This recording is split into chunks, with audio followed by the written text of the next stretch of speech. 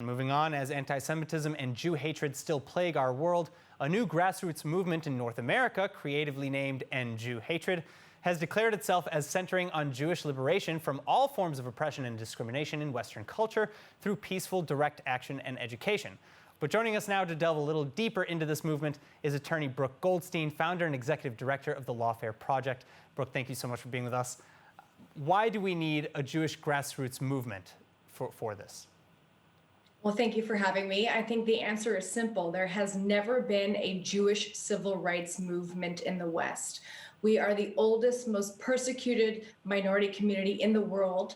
Jews have been at the forefront of civil rights movements for other minorities, Jews for LGBTQ, Jews for Black Lives Matter, and yet never have we had a movement which is Jews for Jews. And as you mentioned in your intro, Jew hatred is rising once again, and the time is now to seize on what we see as an opportunity where minority rights movements are creating seismic shifts in the way the public deals with them. And so we demand an end to Jew hatred in this generation. What does that mean? It means that Jew hatred will no longer be tolerable in the public space, and there will be social consequences for Jew hatred, like there is for hatred and discrimination against other minority communities. All right. Well, so I mentioned earlier that, of course, the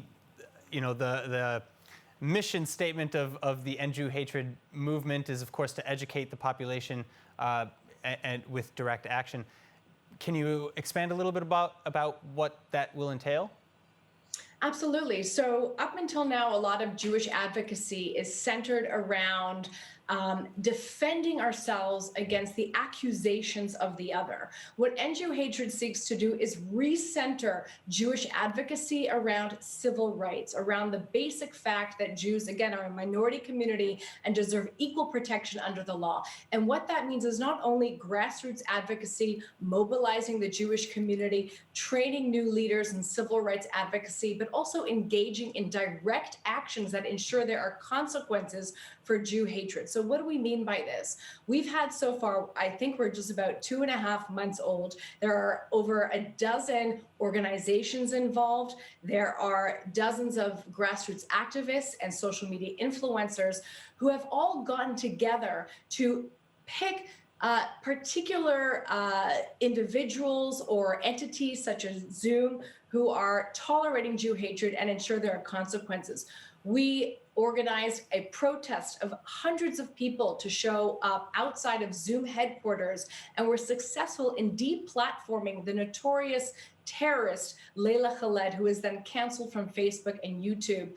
Over 100 people gathered outside the Grove in LA to protest Jew hatred at USC, which then opened up a dialogue with Rick Caruso, who's the chairman of the board as well. And further actions are planned. Again, the point is to ensure there are social consequences for Jew hatred and that it's no longer tolerable in the West. Well, it sounds like... or elsewhere, or anywhere.